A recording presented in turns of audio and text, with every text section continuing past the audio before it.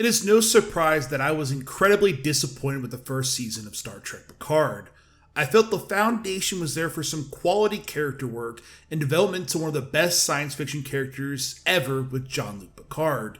Unfortunately, the show fell into cliché territory, action tropes, and didn't do anything to develop Picard beyond making him into a robot. The first few episodes were solid, but by the end, it felt like an obligation to finish rather than the enjoyment I received with past Treks.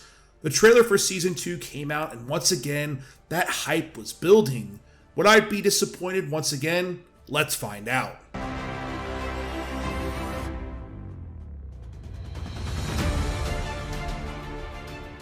Season 2 starts off with Picard and the gang in their own separate ways. A good portion of the gang is now in Starfleet as Picard is back at his chateau, clouded by his loneliness and inability to really develop any sort of connection with anybody else.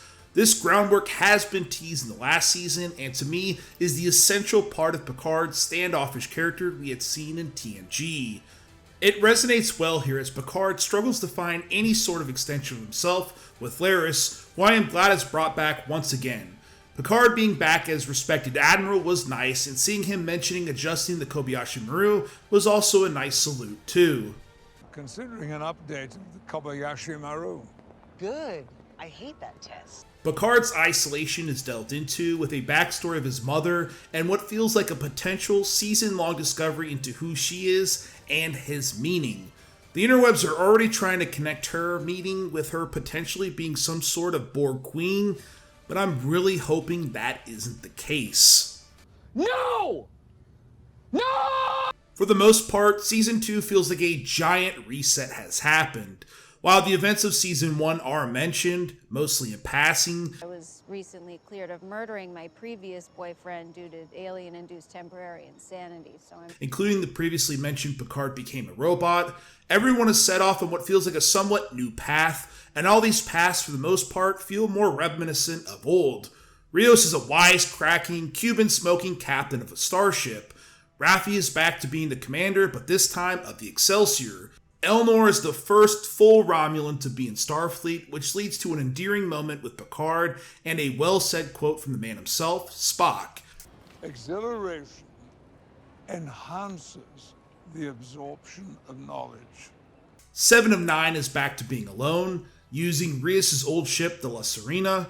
Her use of Rios' holograms and being removed from any sort of personal connection felt where 7 should have been to begin with. For the most part, remaining characters like Dr. Jurati and Soji feel like afterthoughts in an otherwise content-packed episode. The episode conflict leads an armada of now Borg-enhanced Federation ships against an anomaly that is revealed to be a Borg diamond. The Borg Queen is hidden behind some sort of helmet, and I'm sure this will lead to some sort of big reveal later. The Queen starts jacking into the systems of the ship and begins controlling the armada of starships rigged with Borg tech. Honestly, this whole bit reminded me a lot of what the Cylons did to humanity in Battlestar Galactica, and I really liked that idea.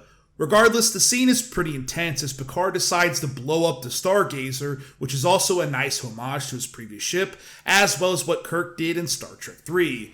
Before that can happen, he is sent to a different time to be met with a digitally DHQ. So, rough summarization apart, is Picard Season 2 starting off well? Without a doubt, yes. I was hooked on this episode more so than any previous episode of Picard, and probably any live-action new Trek yet.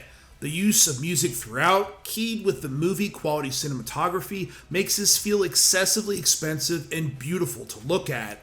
The minds behind the scene heard a lot of the feedback and included many various starships, with their use being expertly handled. From the sound to the way they are shot, they have this weight and power that make them feel like gigantic ships, rather than CGI attachments like they were in the previous season. Picard's heart and tone is where the show excels, balancing this discovery of the main character. The tone felt right, and small scenes with Guinan hit right in the heart.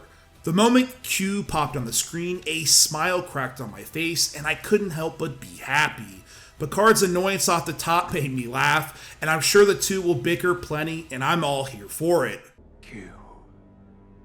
God damn Q. Star Trek Picard Season 2 starts out with a bang. The show takes a pretty big reset and allows characters to grow in what feels like a much more organic way.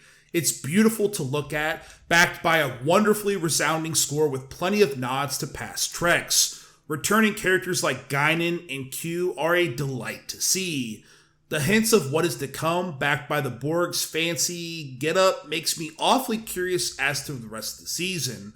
I hope my excitement, like the past season, isn't misplaced, as this is a great starting ground for the rest of season 2. So, what did you guys think of the episode? Let me know in the comments, and I'll see you on the next video.